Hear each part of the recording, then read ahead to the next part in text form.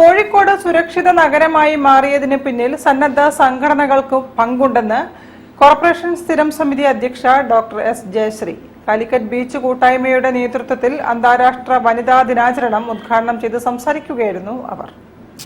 പ്രഭാത സവാരിക്കാരുടെ സംഘടനയായ കാലിക്കറ്റ് ബീച്ച് കൂട്ടായ്മ ഇത് 2ാം വർഷമാണ് അന്താരാഷ്ട്ര വനിതാ ദിനം ആചരിക്കുന്നത്. ബീച്ച് വൃത്തിയാക്കുന്ന വനിതകൾക്ക് ഭക്ഷ്യക്കിറ്റും പൊതുജനങ്ങൾക്ക് ബോധവൽക്കരണ ക്ലാസും നടത്തിയാണ് ബീച്ച് കൂട്ടായ്മ അന്താരാഷ്ട്ര വനിതാ ദിനം ആചരിച്ചത്. പരിപാടി കോർപ്പറേഷൻ സ്ഥിരം സമിതി അധ്യക്ഷ ഡോക്ടർ എസ് ജയശ്രീ ഉദ്ഘാടനം ചെയ്തു. പല രീതിയിലും വിഖ്യാതമായ നഗരമാണ്, സുരക്ഷിതമായ നഗരമാണ്. അത് പക്ഷേ ലോകത്തിലെ മറ്റ് പ്രദേശങ്ങളെ അപേക്ഷിച്ച് നമുക്ക് ഫ്രീ ആയിട്ട് രാത്രിയോ പകലോ ഇല്ലാതെ വ്യത്യാസമില്ലാതെ ഈ നഗരത്തിൽ കൂടെ നടക്കാൻ സാധിക്കുന്നത്, ധൈര്യപൂർവ്വം നടക്കാൻ സാധിക്കുന്നത് ഇത്തരത്തിലുള്ള കൂട്ടായ്മകളൊക്കെ ഉള്ളതുകൊണ്ടാണ്. ബീച്ച് വൃത്തിയാക്കുന്ന വനിതകൾക്ക് കിറ്റും അവർ വിതരണം ചെയ്തു. കൂട്ടായ്മ പ്രസിഡന്റ് NE മനോഹർ അധ്യക്ഷനായിരുന്നു.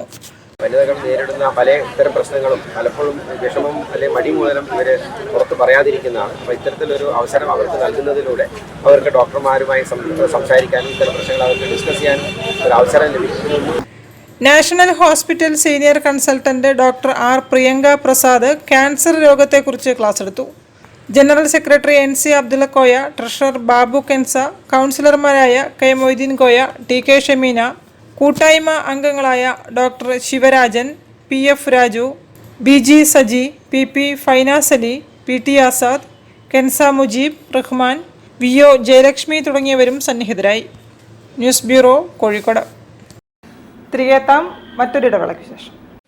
ക്യാൻസറിനെതിരെ പൊരുതാനായി കാലിക്കറ്റ് സിറ്റി സർവീസ് സഹകരണ ബാങ്കും MVR ക്യാൻസർ സെന്ററും സംയുക്തമായി അവതരിപ്പിക്കുന്ന ക്യാൻസർ ചികിത്സാ സഹായ പദ്ധതിയാണ് മാസ് കെയർ.